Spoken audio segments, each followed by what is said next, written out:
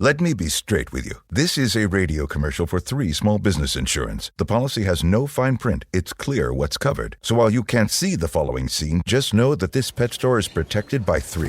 Joe, did you leave the snake tank open? Look, I don't want to point fingers, but yes. It's biting me! Sorry, sir! I'm calling my lawyer. They're going to need some help with this mess. Luckily, they have 3. No fine print, just exceptional coverage. 3 is a product of Berkshire Hathaway Direct Insurance Company. 3. No nonsense, just common sense.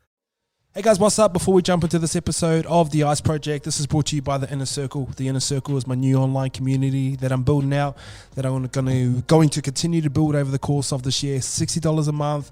Once you're in there, there's 25 videos waiting for you already, talking about stocks versus property, talking about money, talking about goal setting, talking about how to deal with haters. Every month I'm going to be topping this up. So I've got a bunch of people in there right now, and I receive DMs off the back of them every single day. So I'm pumped for this Inner Circle.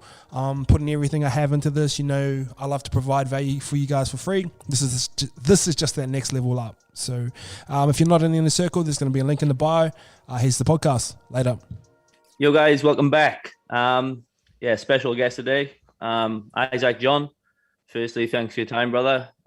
This one's been going back and forth a little while, trying to tee it up. So yeah, grateful we can sit down and share your journey. How are you, firstly? Good, brother, and thanks for having me on, bro. Pumped to be here. Yeah, good. How's it being back in the office? Yeah, it's awesome. Obviously, went through lockdown. I ended up getting COVID, so was in a 2-week lockdown. My personal experience for it wasn't too bad, but I love being here, bro. It's when sometimes when you can walk into a place that you've built and like, I don't know, I get excited to be here every single day. So I love being here. Yeah.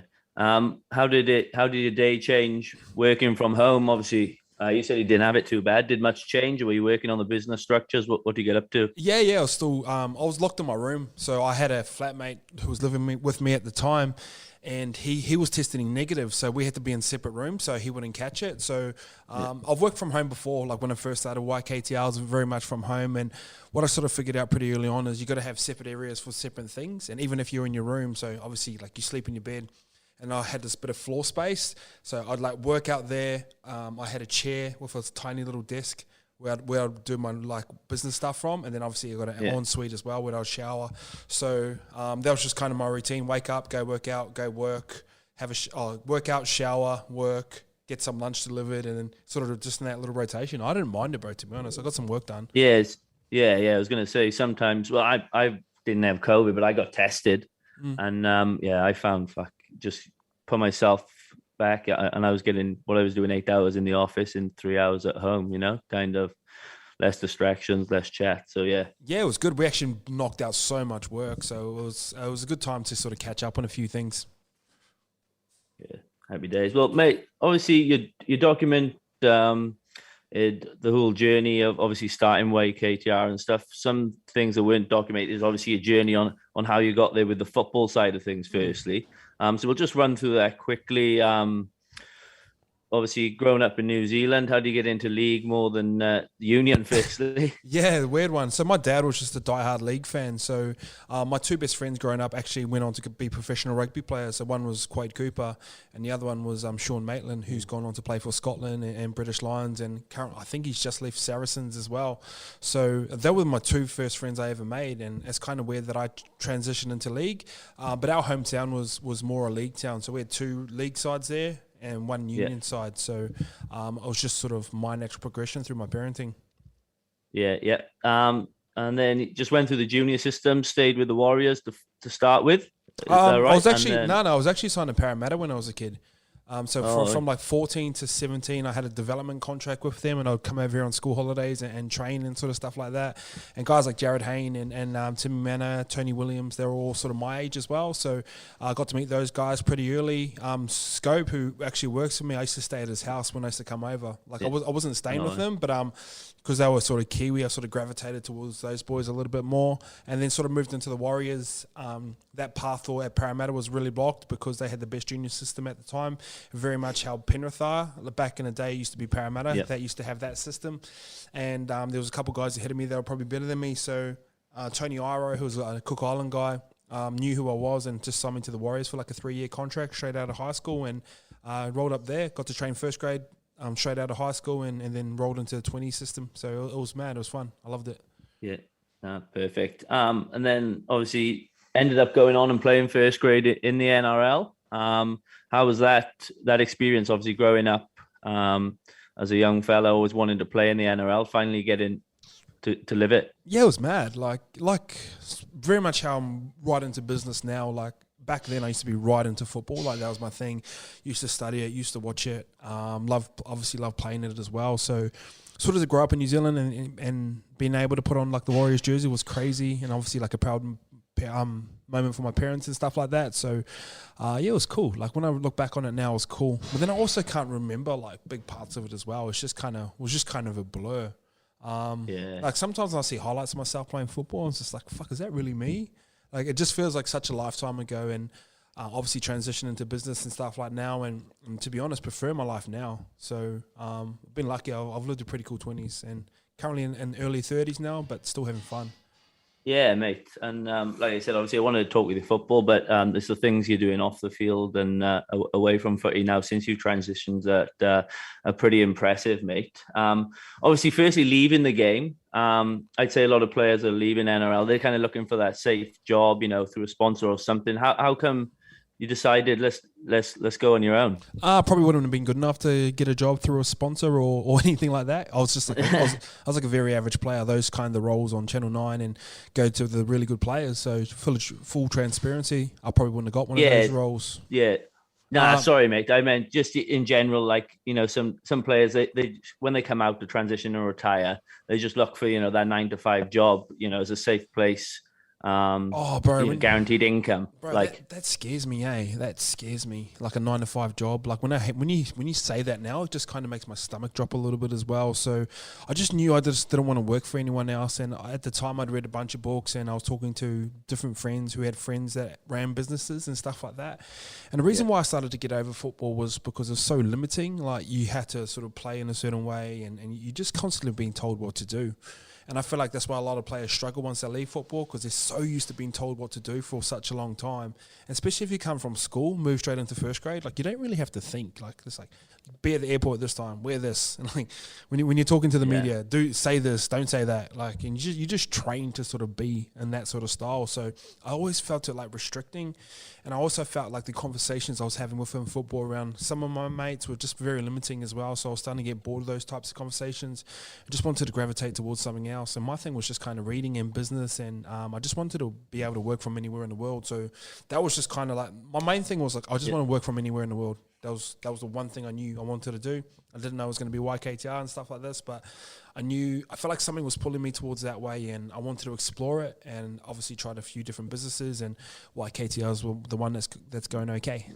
Yeah, it seems to be doing pretty well, mate. And like you said, there with the football structure inside of things, obviously being told to do this, do that, certain time frames, working throughout the day. How do you kind of run it in the office? What's you working on, you obviously and your team? You kind of do your own thing in your own time as long as you get it done. Do you put it on them, or? Yeah, that's I've tried a few different ways, but I feel that way is sort of the best as well. I think you should be measured on value, not time. So the analogy I give to the boys is like, why is James Tedesco paid more than Isaac John back in the day?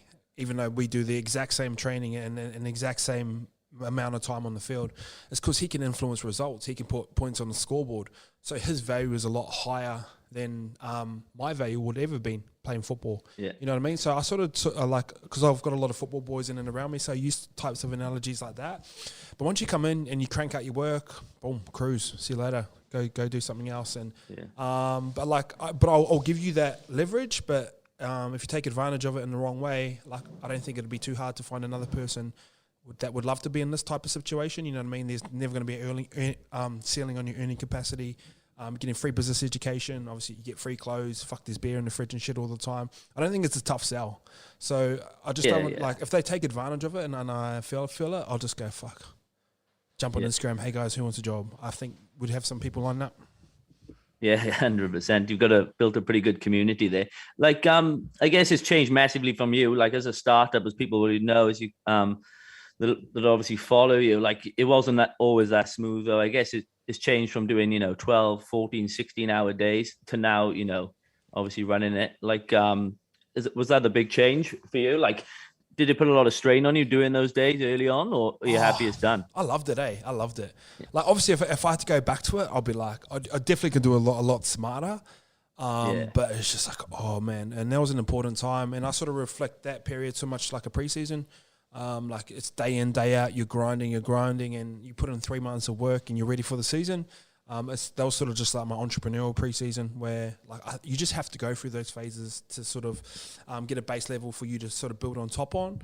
And like mine was like 16 months, where like it was like every day, man. I was like, I look back on photos of myself, man. I got like these massive bags underneath my eyes. I remember I was moody as fuck all the time. Like fuck, I'd fluctuate. Like I'd like, because I didn't have any money, I wasn't really eating, but then I was stressed. Like there was times I was eating once a day. Like, but I was stressed all the time, so I was like putting on weight, and I was like, when I look back, and there was times where, like, I used to sleep for 3-4 days in a row because it's just my body catching up and stuff. So it was an important period, and I really enjoyed going through it. And I think a lot of people should go through that if they want to get to a certain level. But a lot of people will also give up in that little period as well. And definitely have those thoughts of giving up. So really important time, man. Like I said, like if I had to go back to it, I definitely could, and I got the skill set to do a lot better. But I'm enjoying this little next part here where we're trying to scale. Yeah. And I think you hit the nail on the head where you could obviously do things a lot smarter. I think anyone, like myself included, going through a startup, a business, you try and put everything on yourself. You know, you don't outsource anything, and you're spending 2-3 hours time, and where you could delegate that to somebody else. Have you within YKTR? Like, is everyone got set roles there now? Like, how's that all looking? Yeah, we're still very startup-y as well. So, like, a lot of people wear multiple hats. So Jackson, that guy right there, he does 3 or 4 different roles. Where if a bigger company, that would potentially only be one role or split across 4 different people. But yeah, delegation is really important, and it's sort of a skill set that I learned probably about a year and a half ago. I found myself being busy just doing things that weren't really relevant. So I read I read $10, $100, $1,000, and $10,000. And then I'd write down all the roles that everyone does within that as well. So anything that was sort of a $10 and $100 role, which potentially could be posting on Instagram or replying to comments or something like that, I'd delegate. And then anything that was around the 10,000, which was like for me putting collections together, signing off on collections, sponsorship deals and stuff like that, I'd spend my time on here because those are the types of things that were going to move my day forward.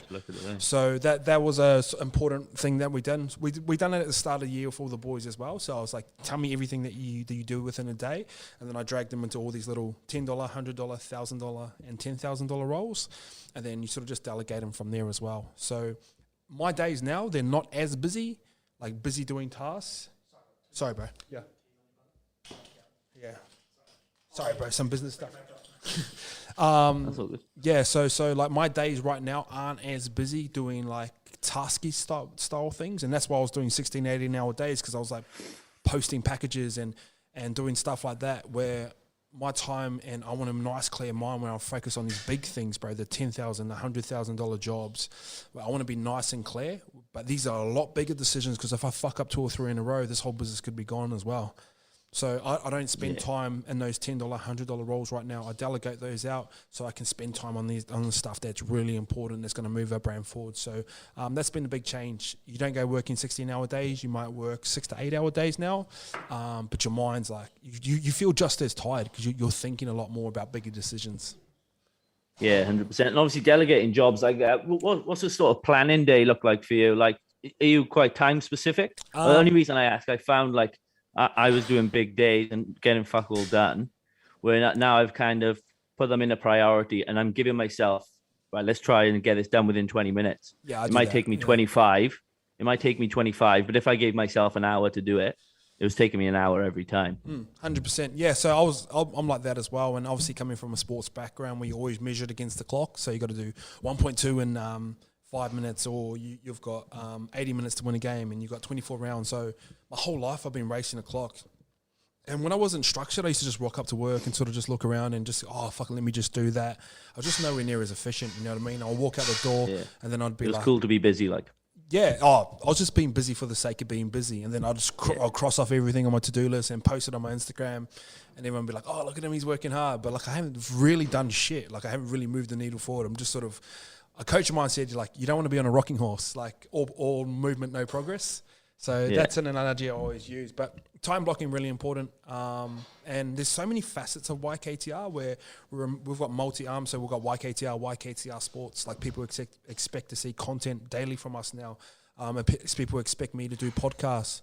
So I kind of just time block. So I'll come in, like I wake up about 3:30, 4, hang out with myself. I mean, like working out and having a coffee and brekkie and stuff like that. Do that. Have an hour planning. Jump on podcasts for the first 2-3 hours of the day, and then for the next 4, I get home about 3, just working on a bunch of different things. So Monday could be designs, Tuesday could be working with sponsors or looking at budgets and numbers. Wednesday could be managing staff. Who knows? You know what I mean? So I like to do one thing a day, usually. Focus on one thing a day. I associate it with school, man. So like, you know, at school, when you do 5 subjects in a day and you're like, all right, maths is 45 minutes, and then you've got to transition into science, and then you've got to. I just always thought, like, imagine if you just had Monday as maths and Tuesday as, obviously it should be if you have maths and you don't like maths and you got a whole day of it. But that'd be an interesting like test study if you could do something like that. You know what I mean? Just do a schooling, like see how well they develop. So a lot of times on Monday, it's mostly based around clothing, whereas be designs or looking at old numbers. But I find if I just focus on one thing, I can get a lot more done. Yeah, sweet. And I guess at the start, and this is my question here, obviously we touched on it earlier, you've built such a good community at YKTR. When you started it all up, obviously there's a couple of boys in the UK that obviously it's not really a UK brand. Like, what was the idea behind it? Like, was it do NRL content? Our target audience is NRL fans? And it's grown and it's changed so much from there, or initially I thought because Chico and Corey would have had about 15,000 and about 25,000 followers when we first started, and I'll go, if we just if we just post the boys and stuff, it'll just sell. And that was just my first ever thought of like marketing. And then I remember posting the boys and nothing was really even selling. And I had a guy, it's funny you say that, I had a guy the other day, he said, if you had the choice between Facebook ads and NRL players that are starting a business, like what would you rather know? And I go, fucking Facebook ads. Like I'd rather know that. And then he called me a fucking liar. He goes, you're a fucking liar. Because he goes, you're just leveraging off NRL players. And like Chico and Normie were friends for just reasons for being my friends, and we had a crack at starting a business, but everyone thinks, and it definitely helped us start a business, but to grow a business, you need a little bit more than just having a couple of friends that started NRL. So, but when we first started, it was just like, I just wanted to do something else, and the boys were in on it as well. So it wasn't like we're going to make lead content. I was just kind of into vlogs and Vice TV and I just picked up a camera and started filming and started doing stuff like that. So we used to live such a fun life with going out and partying and traveling and stuff like this. I was like, fuck, imagine if we just started filming it and stuff like that. And obviously we wouldn't have been able to film the stuff we were up to back then, but we just done sort of a PG version of it as well. And that's our vlogs now. Yeah. And you've touched on there, obviously the boys yourself, you had a bit of an influence being an NRL player, but it's not as simple as chucking it on a tee. Like, this is kind of flipping it a little bit, but I've heard you talk about it a fair bit. The difference, like players, you notice now they're building a personal brand and leveraging it while they're playing. It's fucking massive and it's changing. Like that's the way it's going to go. That's the way it's going to go, and I love it. And a lot of those guys that I reference, they're through my DMs probably about 6 months earlier. So it's kind of cool to sort of sit back and just sort of have a chat with those guys and ask them questions. Because if they play football, I'm probably going to reply to those guys as well because I've come from that like, you know what I mean? I'm a little bit biased towards these boys. Like, I want to help them a bit more. And even though if they might be 10 times more successful than I was as a football player, but just to have like NRL players and a lot of All Blacks guys, like, which is fucking crazy to me. It's crazy to say that. Like, I was listening to podcasts and Artie Surveyor was said that he's just come to you, you've hooked him up with a supplier, all that sort of stuff. And you do come up in a lot of conversations. So you kind of like the Pied Piper, I guess, leading all the new boys into business. Yeah, because like historically, when you see someone within business, you picture a guy in a suit, like, you know what I mean. And I'm like, I rock up to work like this every single day, and I come from like a pretty rough area, and I played football, and I never went to like university. And sometimes teaching or education like doesn't always have to be the smartest person, but more so the person that you can relate to the most. And like a lot of people know my background in history and stuff like that, and like, I can relate to that guy, and he's able to do something in this space here. Maybe I can do that as too. It makes it seem a lot more obtainable.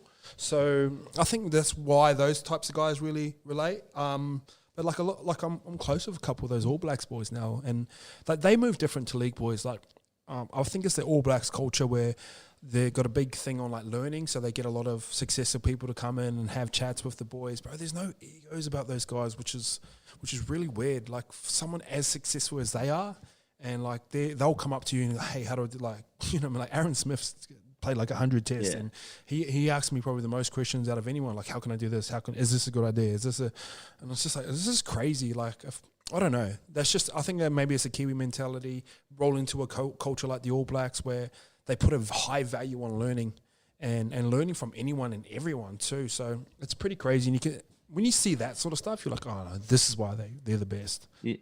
And I think it allows the change to happen with players at the top actually doing that. Like I was talking with Billy Meeks the other day when he jumped on you. Like it is becoming a bit more like acceptable as well. Like I said to him, if you looked 6 to 8 years ago and you went into the changing rooms as a youngster, 18, 19-year-old, and started taking photos of yourself after the game or posting your vlogs and stuff, people will be like, who the fuck does he think he is? Do you know what I mean? Where players are obviously all kind of going with the trend, so it's slowly transitioning, you know what I mean? You have to, or you get left out. So like a lot of the older boys before my time, like we weren't even allowed to tweet. Like if you had a Twitter, you were like who the fuck do you think you are? So then the thing is like, bro, time moves on. Social media, like life moves on. So there's different ways to do things, and social media is a big part of everything we do. And a lot of people are doing it really, really well right now. So they're setting a precedent for the next guys to come along to be even bigger. So there's a couple guys that are going to be massive success outside of sports. And what's that? Was that you or me?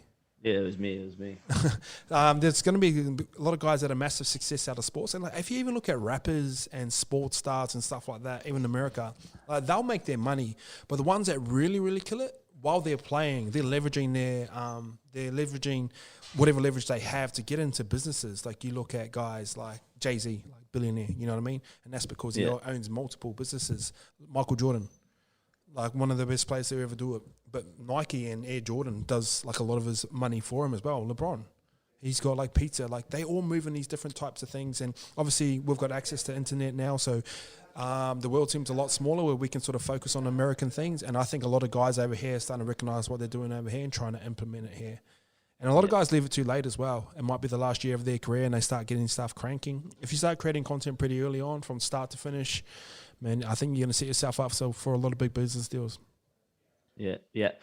So continue with growing the brand and obviously growing the team. How many boys you got working at YKTR now? Between 6 and 8, depending on full-time and part-time. So roughly about there. Probably hire a couple more pretty soon, which is pretty exciting. It's crazy. Like I remember walking through and we had like 8 people in there. I was like sitting in my office, bro. I was going like, what the fuck? Like these guys are working now. So it's weird, bro. Yeah, it's awesome to see. Like obviously, I'm only still myself at the moment. And that's why I asked the question. When did you find was the right time to employ? What were you looking for? Obviously, they've got to add value and kind of things that you can't as well, I guess. So the first person I hired was actually Natasha, who's like my PA, logistics. So the first person I hired was just to take pressure so I could focus on the things that I needed to do. So if you think about that graph I was telling you, that $10, $100, $1,000, I didn't really know that at the time, but I just knew I was wasting my time doing this thing over here. So I delegated that out. Second person I hired was Lukey. So it's kind of like a jack of all trades type of guy. Like he can do everything I can do. So if I need to be at this meeting, I know he can cover this spot over here as well. So I kind of just hired like a right-hand man, jack of all trades style guy, and that worked really well out for me. And then obviously, as we start to go out, you can be a little bit more specific on things and what roles and what people do. So, but I think it's really important here that you got to be self-sufficient. Like, I don't want to be like babying people, which sounds like a little bit harsh, but I need people that can learn things on the go. And the way that I've come here is from learning stuff on like YouTube and Google. So like a lot of times people go, I don't know how to make a thumbnail. And they'll sit there for a month or 2 months, not even trying to figure it out. I was like, bro, jump on Google, jump on YouTube. You can figure this shit out pretty easily. You know what I mean? So I prefer to be around self-sufficient people that can learn things on the go. So that's going to be a big requirement of people when I'm hiring people moving forward. Yeah, and most of the boys would have come from footy backgrounds and that. Like, do you kind of do business like you do footy with them, or you have to treat everybody different there? Like, got to within treat the everyone. office? Got to treat everyone different. So the way I can talk to Scope versus the way I can talk to Luke is very different, and I'm still learning that because in football you kind of everyone gets treated the same. Like, you know what I mean? You can kind of spray anyone, and most people get along with it. So I'm It's still always the learning. half that are happy to do it as well. Yeah, I'm still learning it. So the way I talk to Scope, and I've known him for 15 years, is like we can go back and forth at each other, and then 2 minutes later just carry on like nothing's happened, because that's what happens in sports. Like, he might knock the ball on, or I might knock the ball on. He goes, "What the fuck you doing, you dumb cunt?" But then, like, it's just straight off the top of the head for us, where if I said that to probably a couple of the other boys, they probably could go in their shell and on it for a bit, and like start getting like scared, not scared, but like it can fuck up the rest of their day because they haven't been exposed to those types of environments, which I'm still learning. So, but most of the time it's pretty chilled around here. I'll try and over communicate. I don't know, just trying to find a balance of like, oh, this is how you do it, and then let them go figure it out for themselves. Because I just don't want to be standing over the top of them going, do this, do that, do that. Be fucking annoying. Yeah, creates good content sometimes. Like, I see you and Simi go back and forth a little bit, and seems a bit of an interesting relationship. But he seems to be doing good things as well, eh? Oh, yes, content's good. Obviously, like, yeah, me and him, it's really seen eye to eye, and like, I hired him, you know what I mean? So, like, I take full responsibility of everything that sort of happens. And one thing you find out about people, they're really consistent, you know what I mean? And that's just sort of the relationship that me and Simi have. And the hard thing about me and Simi is because we've actually been friends before he's come to work, so we're trying to figure out what that balance is. He's trying to figure out. I know what the balance is, but he can't distinguish between friendships and working for someone. So yeah. So Take it a bit personal sometimes. yeah, so that's the interesting side of Simi. But on the other hand, like, his content's really good. So, but it does remind me of football. You know, that super talented guy that doesn't quite fit in the locker room sometimes. Yeah, that can be Simi sometimes, and then other times he's really, really great. So it's just trying to find that balance with him. Yeah, and with the brands, but what's the plans moving forward? Like, what do you want the brand to be known as? Obviously, it's a clothing line, but you kind of lifestyle brand as well, really, aren't you? You've nailed it on here, lifestyle brand. So I just want to be the brand that provides the most value, and like, when people get home and they can watch content and get excited, or it takes them off a bad day, or gives them a journey, or potentially they watch me and then that inspires them to start their own thing. I just want to be that brand, bro. And everything else at the bottom of the funnel, which they call in marketing, like top of the funnel, bottom of the funnel, whatever we move into, whether it be clothing or any other products, I think that type of stuff sells itself. If you can do that top part really, really well, like, provide as much fucking value as possible, try and entertain or educate, and try and get people along for the journey, and treat them well, and that's kind of the whole business philosophy for us. Yeah, sweet. And YKTR Sports, just keep pumping out the content there. Is that going to go a few different directions with a few different boys, or? Yeah, fucking oath. We want to scale that out pretty quickly. It's just money. Like, money's the thing that's probably stopping us, and probably space. So this is going to end up being a content studio pretty soon, where... but eventually, like, Barstool Sports is the model that we sort of love, where they've got a bunch of content creators underneath them, and we build out the business model on top of that as well, and distribute them out through us. So that's sort of the strategy and plan for that. And then just try and break down I'd love to have a crack at tall poppy syndrome here in Australia. Like, if that was like the ultimate goal, where fans hate players, and then it becomes like negative between the two. I think media really dictate narratives down here and under, and I know that's everywhere as well, but I feel like it's pretty bad down here. So just create cool shows and content around fans and players, and I don't know, we'll figure it out as we go. It's pivoted a few times. And there's a lot of people obviously in that space within the social media. Like, obviously the football's changing, but the social media is obviously you guys calling things out, which then the fans are backing up, and then calling out obviously the staff writers and stuff, and it's changing that narrative as well, eh? Yeah, and it's like a lot of the times with football, like, say I was going to get sacked from Penrith or whatever, like, I'd go into the office and they'll say, don't say this to anyone, and then by the time you walk out, it's already leaked into the media anyway. So there's so much little seedy shit that goes on in football that I'd love to expose as well. But there's also like random fans telling people to go hang themselves in DMs with like grown men or 3-year-old with 3 kids, like, on their DMs, and they work for this company as well. You know what I mean? So I think that needs to change, and especially when we've got this like massive mental health pandemic down here in Australia. 9 people die every single day. I think about 170 have a crack at committing suicide. And I know these guys get paid good money, but there's no right to have a crack. Is that just athletes? No, that's just like in general. So like six of them are men. You know what I mean? So we're if we don't call this shit out now, we're allowing it to continue. Yeah, 100%. Lastly, mate, just with the business structures, if you've got a bit of time here, obviously, one thing I'm trying to get in with my business, subscriptions. Yep. You mind chatting about that a bit? Like, obviously, it's subscriptions. I seen some in the other day. 5,000 members, you need $17 a month. Revenue 1.1 million. Like, it's a bit of a mad business idea, right? And so much growth opportunity in it. Like, you've got so many different revenues of income. You've got the blueprint. The Inner Circle just launched as well. Like, is that something that you can put subscriptions in with lots of different parts of YKTR Sports? Or? Yeah, so we've got Doozy Club at the moment, which gives a sort of an OnlyFans experience for behind the scenes content. Plus, we could do giveaways probably about twice a month as well through that.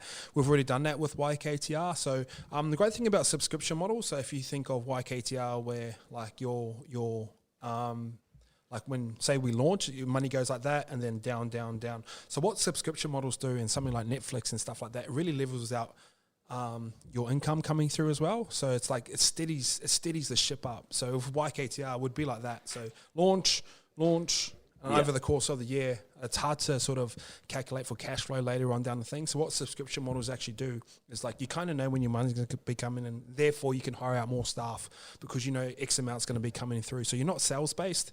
I think subscription models, it's an old thing. There's a great book called The Subscription Boom. I read it probably start of this year, and that changed everything that I'd done personally. Have you read when I seen it? When I seen that, it just like clicked, and all I've been doing, I've got a book and just every idea, just writing one down. How can I get this into subscriptions? Yeah, and like there's a book, there's a book with 1,000 True Fans as well. So if you have 1,000 fans, it's like, and you build up super fans, and you get them to spend $100 with you, that's $100,000. Yeah, you know what I mean? It doesn't sound like much, and when you sell a digital product, so say I sell you a hoodie, like there's a cost of good there, so I have to front up the cash to buy the hoodie. I therefore have to guess the right numbers, and then I have to pay for shipping for it to come in, then tax, then it goes to the 3PL. You know what I mean? There's a lot of costs and stuff like that. But if you build a digital product like content or education or stuff like that, it's like you kind of build once and sell multiple times. So yeah, it's a really interesting business model. It's not easy. Like obviously, I've given away 4 years of free content as well. So and therefore I feel like I can ask for $60 a month, and then exactly. Yeah, you know what I mean. So like a lot of people see the numbers and go, "Fuck, let me get in there." But it takes time to build up. So great. I'm glad I've done that 4 years of free content, because if I come out straight away and I'm going $60 a month, it's weird because people will buy a T-shirt for $60 a month and just go, "Yeah, fuck it, I'm in." And then, but if you go, "All right, here's 30 videos that potentially can change your thought patterns in and around life," they're like, no, what the fuck are you charging $60 for? So all good. I'll just fire off with the questions at the end then, I think. Just a quick Q&A that's come in. We got James Marshall from What a Lad podcast. Oh, he's a lad.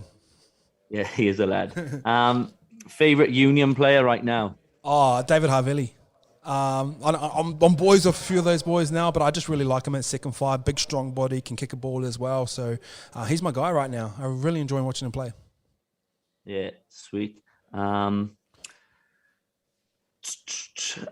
much does Simi do your head in? Oh, what's the scale out of? 10? 8.5, 9. 8.5. I thought this is quite a good one. Obviously, with the Union in America at the moment, I don't know if you've seen, they've been the first ones to do a draft. Somebody has written in here, I think he plays like New South Wales Cup or something. With the talent of players in the under-21s NRL right now, would you guys love to see an NRL draft option? I would. But the hard thing about it is then you're going to be taken away from development. So like a lot of, like say Penrith, for example, best development in the system. They're reaping awards from that for now. If there's a draft system, it doesn't really compensate for them spending that much money on the development as well. So, and the great thing about America is they got college sports, so they can go to an Alabama or the U or something like that, and they'll rock in and play in front of 80,000 people, and they can generate income through that way as well, and then roll into a draft. So it's a little bit of a different system. If we had enough money to fund something like that, I think it'd be a great idea. But then I think you're going to be taken away from development as well. So you'd love to see like the best player go down to the Bulldogs. Like I think that'd be sick. Yeah. The core concept of it is really, really cool, but I think the execution of it is very different. I understand. Like, unless they're all coming like from one university, example, like, and a club hasn't been putting money and time into them, it's not really going to work. 100%. Yeah. So. I'll just flick. There's a fit for you in here. A boy from Talk. How does it feel to make it in rugby, and then become a big name in a big label? You're killing it. Exaggerated comment there, but yeah, it's fun. Like obviously my favorite part is I get to wake up and do something I love every single day, and I was doing that through football and kind of got over football. Now I'm doing it again after that, so it's fun, bro. Grateful. Yeah. Lastly, want to start a business but don't know how to do my numbers. Where do I start? Calculator. No, a great way to do it is sort of reverse engineer. So say if you're a clothing company and you go, I want to make $100,000 this year, work backwards from there and go, I want to be dropping 4 collections a year, so therefore I have to make $25,000 that collection. And then I go, I want to be selling fucking t-shirts and hoodies only, and then you sort of break it down and sell them at $100 and you divide it by there. So reverse engineering your numbers is really important. Yeah, happy days. Appreciate that, mate. Like, I'll let you go. I know you got to shoot, so all thanks right, heaps for your time. I've been really good to chat, and I'll get this out shortly. Yeah, bro. Thanks for having me on. Appreciate you.